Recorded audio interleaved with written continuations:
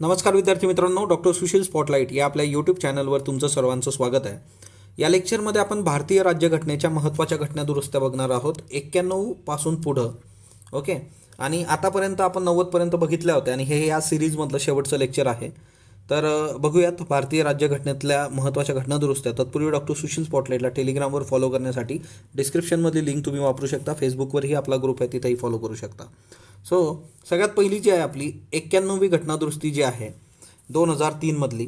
तर हिच्यामध्ये 3 महत्त्वाच्या गोष्टी आहेत. ही घटनादुरुस्ती कशी संबंधित आहे, तर सगळ्यात पहिली गोष्ट जी आहे की काउन्सिल ऑफ मिनिस्टर, है ना, काउन्सिल ऑफ मिनिस्टरची साईज किती असावी, काउन्सिल ऑफ मिनिस्टरमध्ये किती लोक असावीत आणि एकंदरच त्याची साईज लिमिटेड असावी याच्या संबंधीचा विचार याच्यामध्ये आहे.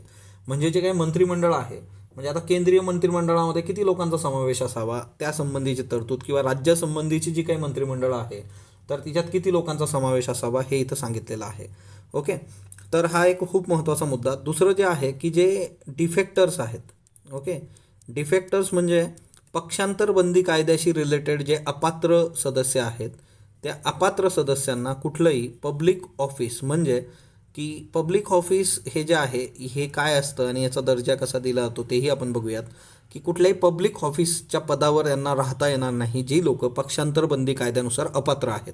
आणि तिसरा महत्त्वाचा मुद्दा याच्यात आहे की जो पक्षांतरबंदी अँटी डिफेक्शन कायदा आहे तो अजून स्ट्रेंथन झाला पाहिजे. आता तुम्ही कमेंट बॉक्समध्ये सांगणार आहात की अँटी डिफेक्शन कुठल्या घटनादुरुस्तीमुळे आला होता, ते आपण ऑलरेडी बघितलेलं आहे. आता सगळ्यात पहिली गोष्ट आपण डिस्कस करणार आहोत काउन्सिल ऑफ मिनिस्टर आणि तिच्यामध्ये जी साईज आहे ती. हिला आपण कलमांसकट बघूयात. तर आर्टिकल सर्वात आधी जे आहे आपलं केंद्रीय मंत्रिमंडळासंबंधीचं 75(1)A, कलम 75(1)A जे आहे याच्यानुसार केंद्रीय मंत्रिमंडळाची size including prime minister, prime मिनिस्टरला घेऊन, ओके, प्राईम मिनिस्टर सोबत किती असणार तर 15% लोकसभेच्या सदस्यत्वाच्या, म्हणजे लोकसभेमध्ये जितके सदस्य आहे त्याच्या 15% केंद्रीय मंत्रिमंडळाची साईज असणार. ओके, याचा अर्थ आहे की 15पेक्षा जास्त ती असू शकत नाही, मॅक्झिमम 15%. दुसरं जे आपलं कलम आहे ते लक्षात घ्या, ते आहे आर्टिकल 164(1)A, 164(1)A हे आपलं दुसरं कलम. आता ऑब्वियसली पहिलं केंद्रीय मंत्रिमंडळाबद्दलचं होतं, हे कशाबद्दलचं असेल, स्टेट लेजिस्लेटिव्ह असेंब्ली, म्हणजे एकंदरच राज्याची मंत्रिमंडळं. तर राज्याच्या मंत्रिमंडळामध्ये मुख्यमंत्र्याला घेऊन, म्हणजे मुख्यमंत्र्याला इन्क्लूड करून स्टेट लेजिस्लेटिव्ह असेंब्ली, म्हणजे तिथली जी विधानसभा आहे त्याच्या 15% इतकी संख्या त्या राज्याच्या मंत्रिमंडळाची असणार. पण तिच्यात एक दुसरी कंडिशन पण आहे की तिच्यामध्ये जास्तीत जास्त जी संख्या असणार आहे की ती 12पेक्षा कमी असता कामा नये. एक कंडिशन आहे की ती जी किती पाहिजे की मिनिमम पाहिजे 12 पाहिजे. ओके, ही एक वेगळी गोष्ट आहे इथं. तर हे MCQसाठी लक्षात ठेवा. बघा, ही कंडिशन अशी वरती नाही आहे. वरती केंद्रीय याच्यात फक्त 15% लोकसभेच्या सांगितलं आहे. राज्यांच्या बाबतीमध्ये मिनिमम 12% असणं गरजेचं आहे, तर ते एक लक्षात ठेवा. आणि 15% विधानसभेच्या याच्यात. सो MCQसाठी महत्त्वाचा मुद्दा आहे. त्यातल्या त्यात इथे एक गोष्टी मी परत एक गोष्ट तुम्हाला आठवण करून देतो, ती म्हणजे काय, युनियन टेरिटरी दिल्ली, त्याच्याबद्दलचा जो मुद्दा होता की दिल्लीबद्दल काय होतं ना, दिल्लीची विधानसभेची स्ट्रेंथ जी आहे ती 70 आहे आणि तिथलं जे काउन्सिल आहे ती 7ची आहे, आणि म्हणजेच 10%ची आहे. तर ते पण दिल्लीच्या बाबतीत हे एक लक्षात ठेवा. तर हे दिल्लीच्या बाबतीत महत्त्वाचं आहे. ओके, तर ही प्रोव्हिजन कुठल्या कॉन्स्टिट्युशनल अमेंडमेंटमुळे बघितली होती तेही तुम्ही मला सांगणार आहात कमेंट बॉक्समध्ये. पुढचा जो मुद्दा आहे या घटनादुरुस्तीमधला तो म्हणजे काय की एखाद्या व्यक्तीला डिस्क्वालिफाय केलेला असेल, ओके, डिस्क्वालिफाईड, ओके, एखादी व्यक्ती जर डिस्क्वालिफाय आहे ऑन ग्राउंड ऑफ डिफेक्शन, म्हणजे पक्षांतरबंदीच्या अंतर्गत तर एखादी व्यक्ती अपात्र असेल, डिस्क्वालिफाईड, अपात्र, कुठल्या कायद्यानुसार, डिफेक्शन, पक्षांतरबंदी, तर अशा व्यक्तीला मंत्रिमंडळामध्ये स्थान नसणार आहे. सो ही एक बाब लक्षात ठेवा. अशी जी लोकं आहेत, ओके, तर ते डिस्क्वालिफाय, ते कशासाठी अपात्र असतील तर ते मिनिस्टर म्हणून सुद्धा अपात्र असतील. अपात्र कशासाठी, मंत्रिमंडळासाठी, है ना, एक मंत्री म्हणून ते अपात्र असणार. सो त्यांना सेम गोष्ट आहे, केंद्रात आणि राज्यात त्यांना मंत्रिमंडळात घेतलं जाणार नाही. याच्यासाठीची कलमं लक्षात ठेवा. केंद्रासंबंधीचं कलम काय आहे तर याच्या संबंधीचं केंद्रातलं कलम जे आहे ते कलम 75(1)(b) आणि जे स्टेट संबंधीचं आहे की सेम हाच कायदा राज्यांमध्येही लागू होतो. जर एखादी व्यक्ती कुठल्याही राजकीय पक्षाला बिलॉंग करणारी डिस्क्वालिफाय झाली असेल, पक्षांतर बंदीच्या अंदर अपात्र असेल, तर ती व्यक्ती मंत्री होऊ शकत नाही. ते आहे कलम 164(1)(b). आता याच्यात साम्य पण आहे. 75(1)(a), 164(1)(a) काय होतं, मंत्रिमंडळाची साईज होती. तर तो एक महत्त्वाचा मुद्दा, तो एक लक्षात घ्या. दुसरी महत्त्वाची गोष्ट जी आहे, जी लोक डिस्क्वालिफाईड असतील डिफेक्शनच्या याच्यात, त्या लोकांसाठी दुसरा एक मुद्दा लक्षात घ्या की जी लोक पक्षांतर बंदीच्या याच्यात डिस्क्वालिफाईड असतील ती दुसऱ्या कुठल्या गोष्टीसाठी डिस्क्वालिफाय होतात, तर ती लोक कुठलीही रिम्युनरेटिव्ह पॉलिटिकल पोस्ट त्यांना मिळू शकत नाही. तर तेही लक्षात ठेवा. रिम्युनरेटिव्ह पॉलिटिकल पोस्ट म्हणजे मंत्री म्हणून ते अपात्र आहेत. रिम्युनरेटिव्ह पॉलिटिकल पोस्ट म्हणजे काय, रिम्युनरेशन म्हणजे काय, एखाद्या गोष्टीसाठी आपल्याला काही पैसे मिळतात त्याला आपण काय म्हणतो, रिम्युनरेशन. मग आता असं एखादं पद असेल की जिथं सॅलरी मिळते है ना, सेंट्रल गव्हर्नमेंट किंवा स्टेट गव्हर्नमेंट पगार जिथं मिळत असेल की जो पगार जो आहे तो पब्लिक रेव्हेन्यूमधून जातोय गव्हर्नमेंटच्या, किंवा अशी कुठली बॉडी असेल की जिथं है ना पूर्णपणे ती सेंट्रल गव्हर्नमेंटची असेल किंवा पार्शियली सेंट्रल गव्हर्नमेंटची किंवा राज्य सरकारची असेल की जिथे सॅलरी वगैरे अशा गोष्टी मिळतात. ओके, कंपन्सेटरी नेचरमध्ये. म्हणजे एकंदर एक गोष्ट लक्षात ठेवा की असं कुठलंही पद की जिथं केंद्र सरकार और राज्य सरकार यांच्या अंतर्गत तुम्हाला पगार मिळत असेल किंवा पब्लिक मनी म्हणून तुम्हाला काहीतरी मिळतं आहे, असं पद तुम्हाला देता येत नाही जर तुम्ही डिफेक्शनच्या अंडर असाल तर. ओके, ती एक महत्त्वाची गोष्ट होती. आणि शेवटचा हिच्यामधला जो मुद्दा होता तो मुद्दा काय आहे की एकंदरीतच हिच्यामध्ये दुसरा एक मुद्दा आहे की पक्षांतर बंदीचा जो कायदा आहे त्या पक्षांतर बंदीच्या कायद्यामध्ये अधिक प्रोव्हिजन होतं की जर पॉलिटिकल पार्टीमधून 1/3 लोक पक्ष बदलत असतील तर ते ॲक्सेप्टेबल होतं. तर ती गोष्ट आता याच्यामधून एक्झेम केली गेली. म्हणजे कुठल्याही राजकीय पक्षातून तुम्हाला जर तरतुदी जी होती की पक्षांतर बंदीपासून तुम्हाला सुटका मिळेल जर तुम्ही 1/3 लोक बाहेर पडत असाल, तर ही गोष्ट इथून रद्द करण्यात आलेली आहे. तर ती 91व्या घटनादुरुस्तीबद्दल लक्षात ठेवा.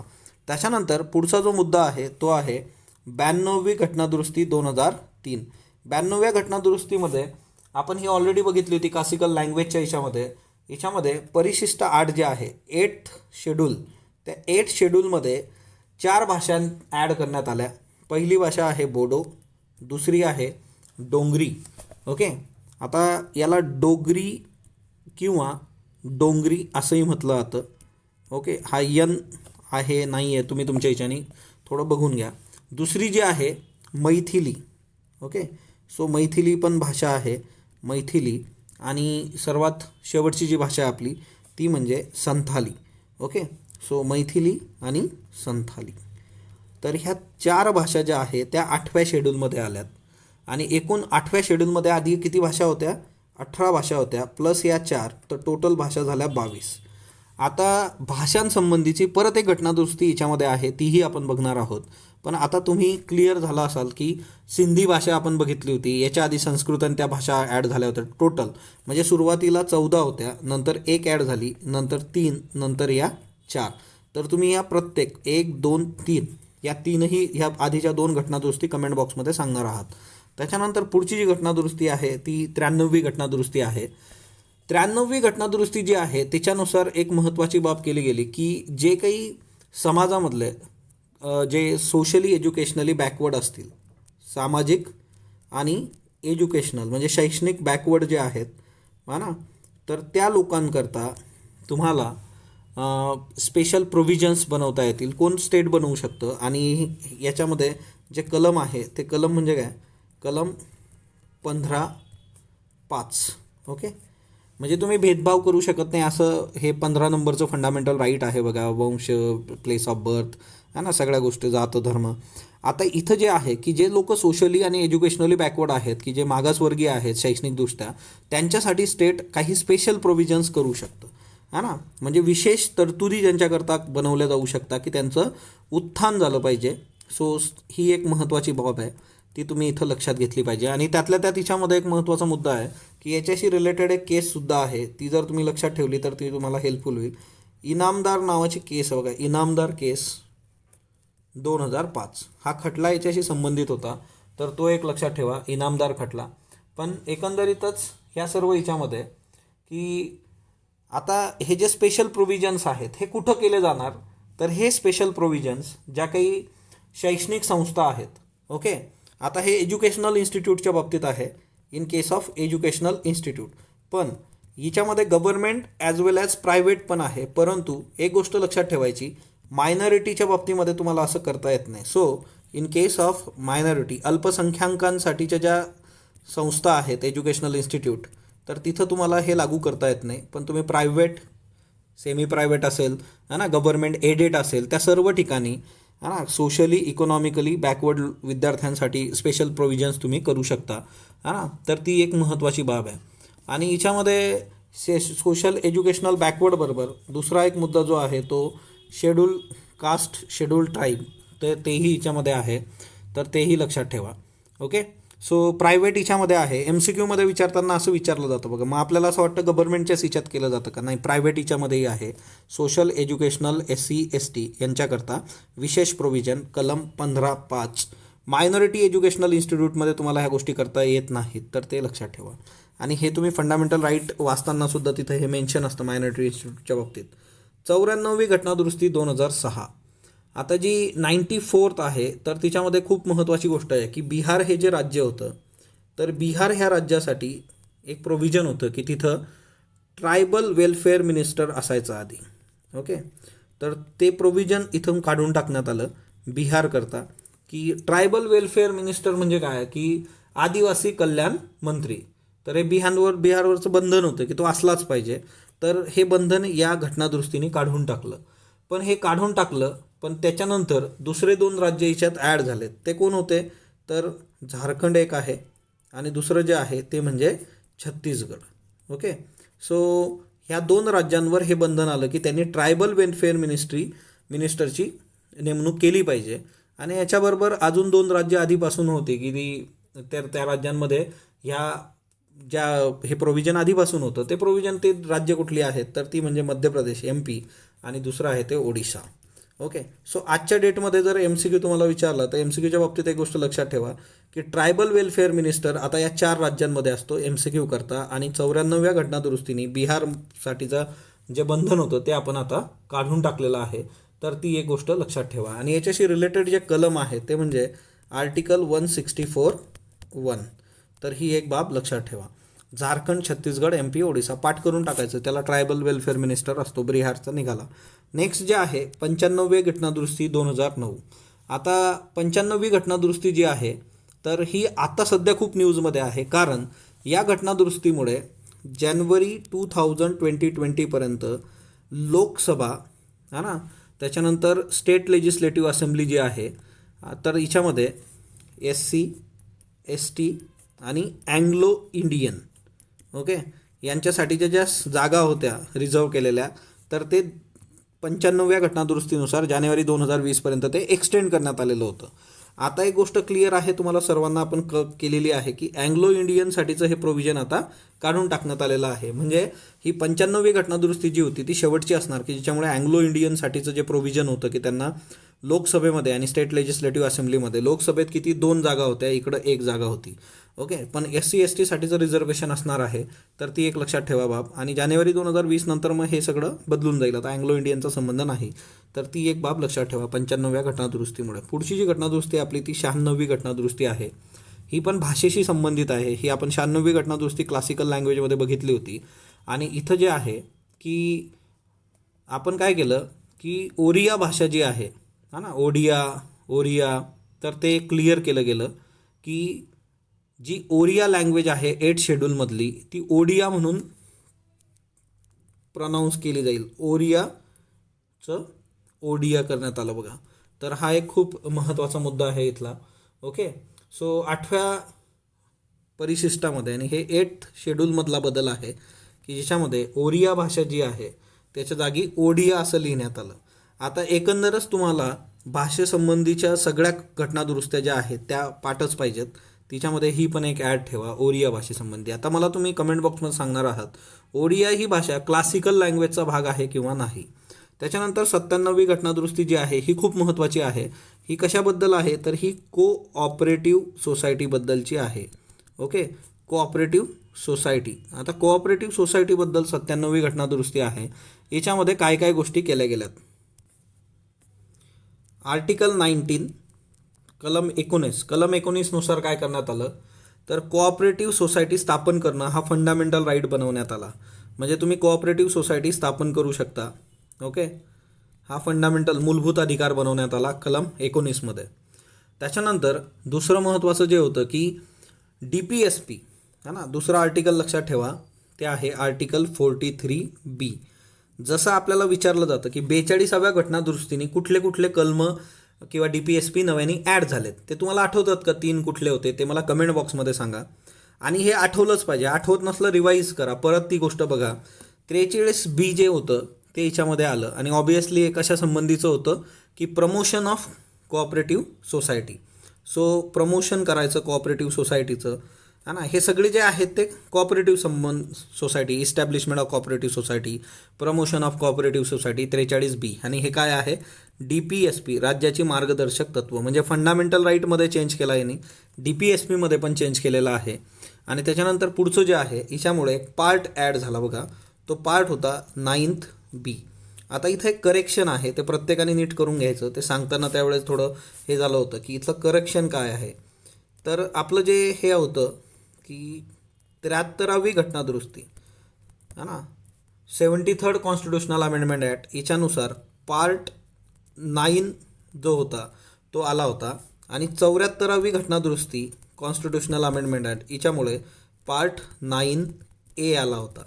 तिथं सांगताना ॲक्च्युली हे A आणि B सांगितलं गेलं होतं, 73A आणि 74B. आणि 97व्या घटना दुरुस्तीमुळे पार्ट 9B आला होता. आता या पार्ट 9B काय होतं, तर याच्यामध्ये कोऑपरेटिव्ह सोसायटीज म्हणून हा पार्ट आलेला आहे. आणि ऑब्वियसली हा कोऑपरेटिव्ह सोसायटीच्या नावाने आहे. आणि याच्यामधले जे कलम आहेत, ओके, कोऑपरेटिव्ह सोसायटीच्या नावाने हा आला होता. आणि याच्यातली जी कलमं आहेत ती पण लक्षात ठेवा. ती कलमं आहेत article 243ZH to 243ZT.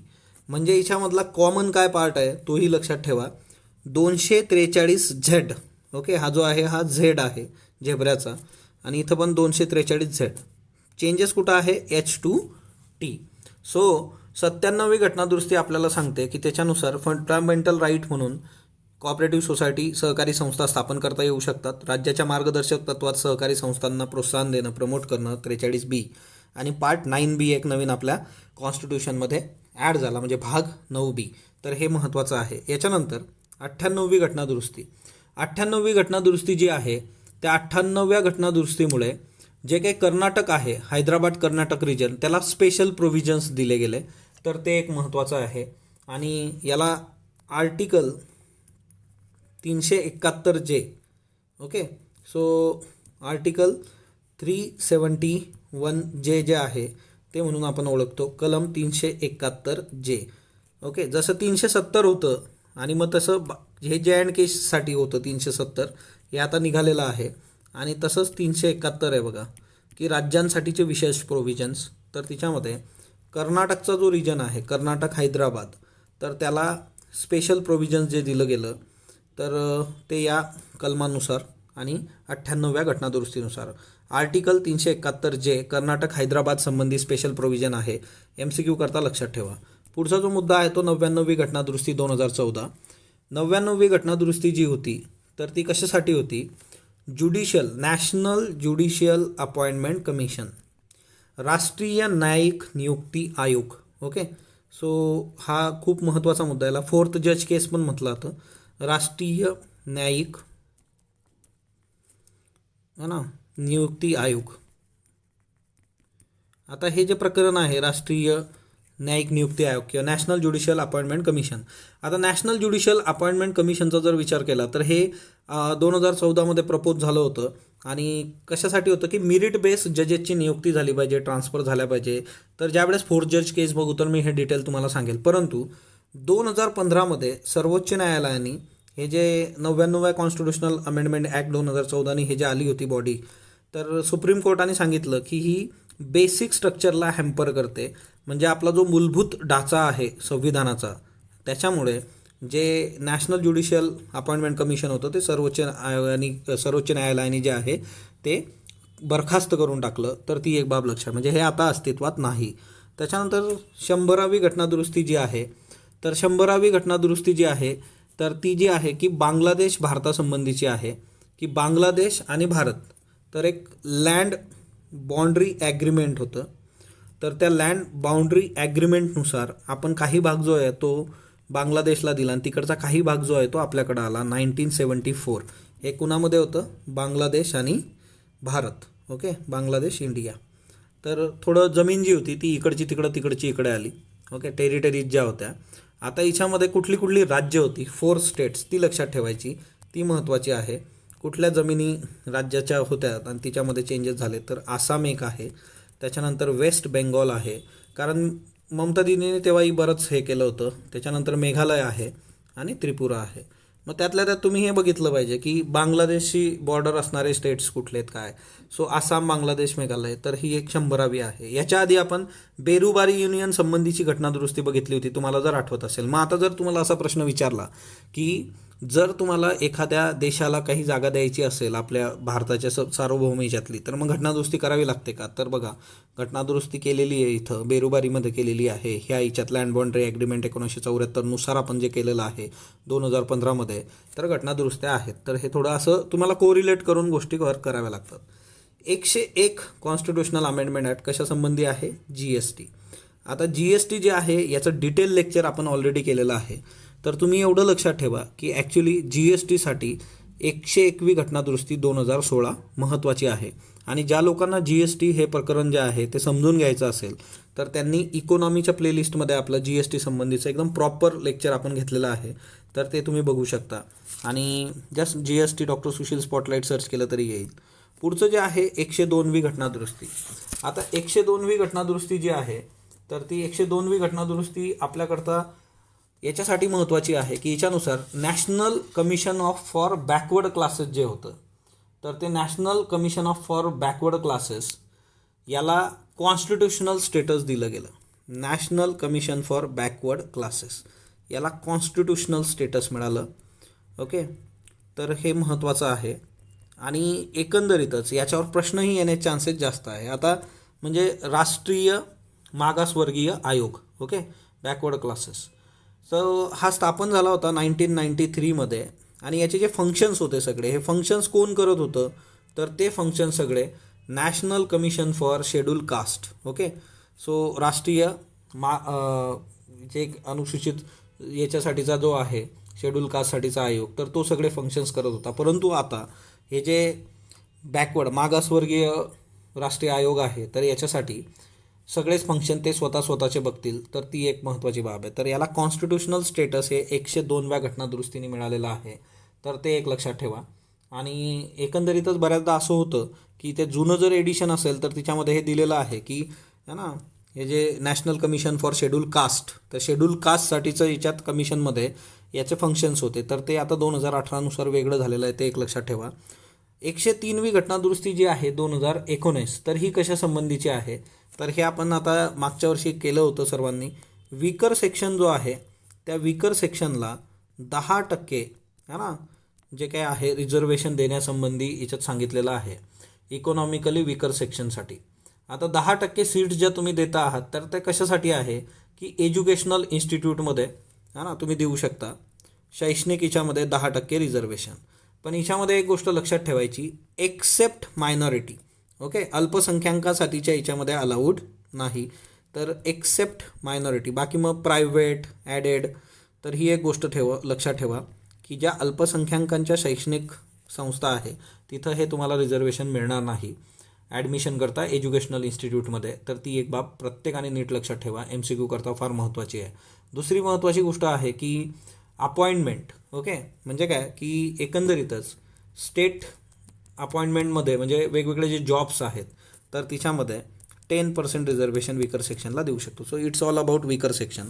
So एकंदरीतच हे नंतरच्या ज्या घटनादुरुस्त्या आहेत 103, 102, 101, 100, तर ह्या थोड्या नीट लक्षात ठेवा, याच्यावर प्रश्न विचारण्याचे चान्सेस जास्त आहेत. सो ही सिरीज आपण इथं कंप्लीट केलेली आहे. ह्या सिरीज तुम्हाला कशी वाटली ते तुम्ही कमेंट बॉक्समध्ये कळवा. डॉक्टर सुशील स्पॉटलाईटला लाईक करा, शेअर करा आणि सबस्क्राईब करा. धन्यवाद विद्यार्थी मित्रांनो.